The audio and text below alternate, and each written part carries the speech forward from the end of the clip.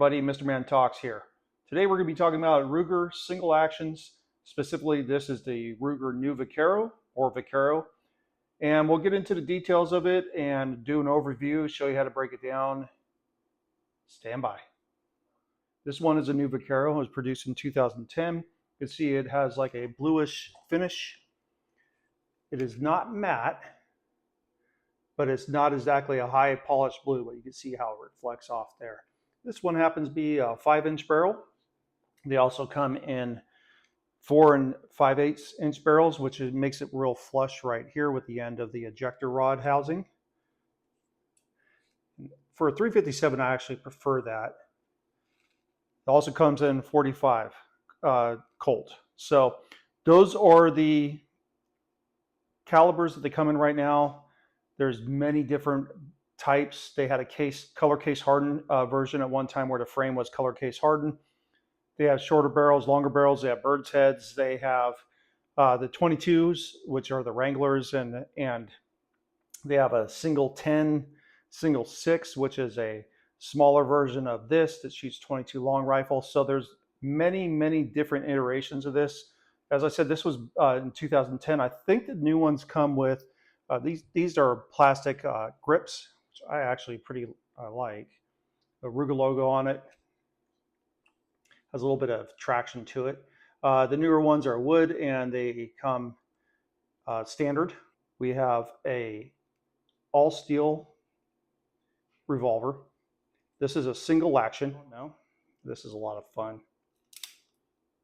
Every time you pull the hammer back is when you're able to fire. This one, as you can see, does not have a firing pin on the hammer, but it actually has a transfer bar right here. And it allows, there's a firing pin. You can see that little firing pin right there. And it allows for you to load up 6 shells into this revolver.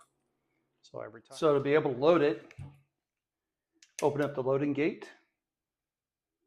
You're going to insert 1 shell at a time, or 1 round at a time. You do that up to 6 times. Close the loading gate, move it till it locks. Now it's ready to fire. Front sight blade, and your rear sight is a notch down the top of the frame. What you do is you put the front sight, let me see if I can get this lined up. There we go. Front sight, just like that. You'll be hitting dead center when you shoot, well, depending on your load.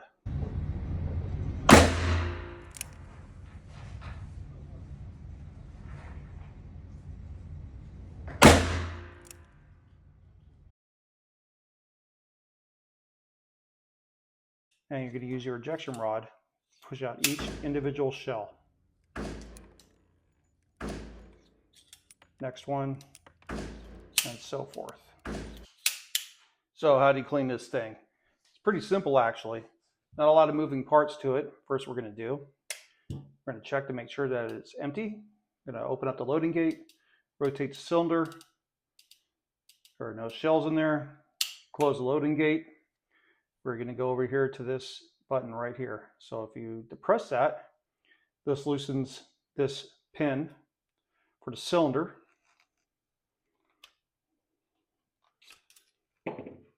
Pull that out, loading gate open.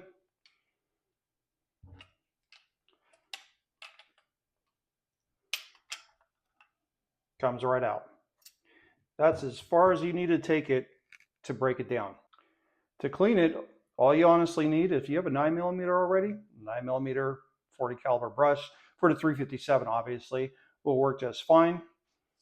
So will a 9mm or 38 special marked or snake. So I've used both.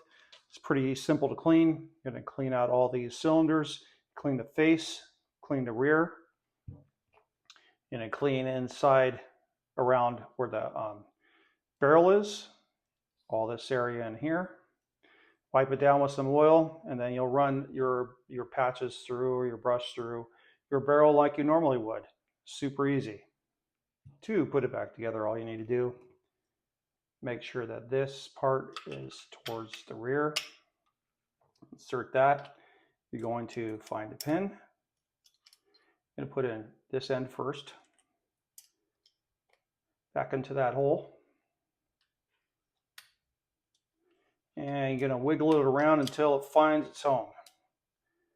And I believe that that's on there. Oh, there we go.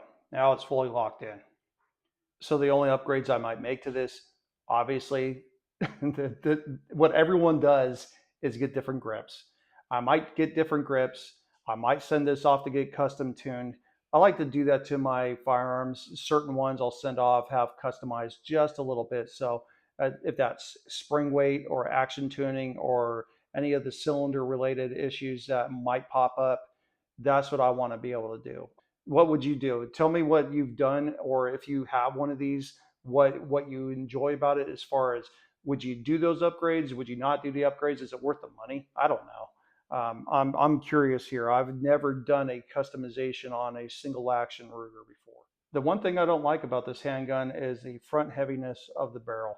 Yes, I know that's a little bit longer. If I wanted that, I should have got a shorter barrel. It just handles a little bit better with the 357.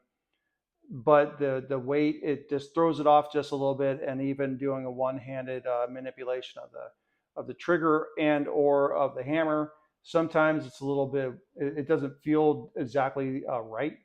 And so the balance is just a little bit off for me. But I'm not carrying this every day. I'm not, doing the cowboy action shooting stuff. So I think I could live with that. I really like that it's well taken care of for a 2010. That's the only downside that I could see to this. Okay, why a Ruger over an Uberti or any other style of cowboy action guns that are being imported from Italy? Same thing with the Cimarrons and all that stuff. They have different versions. Some are action tuned, some are not. Some come straight from the factory, built the way that they're built. Other ones come with little enhancements, different grips. You have a ton of choices out there for single action Colt style Western revolvers. Reason why I went with Ruger over those other ones, the other ones look nice. They have different color versions, different barrel lengths, all that stuff. Rugers are very reliable in my experience. I like it. I like that it's made in America. I like the Ruger name. I've shot these before. They're a ton of fun. You could do some sort of modifications on it. I'm not going out in cowboy action shooting. I'm taking this to the range, pair it up with the 30-30 lever that I have, and having some fun. I'm not going to sit there and, like I said, I'm not going to go do any of the cowboy action shooting. That's not my thing. I could care less about it. But I do like having this in my collection. This is something that I find enjoyable, fun, and it gets you out of the rut of Glock, CZ, SIGs, all the modern pistols that we all have and train with that we like. This one brings us back to a very simple manual of arms, very simple style of shooting, and I'm telling you, it's a lot of fun. So if you like what you watched, please like and subscribe. I always appreciate it if you share it with other people, and I will see you on the next one.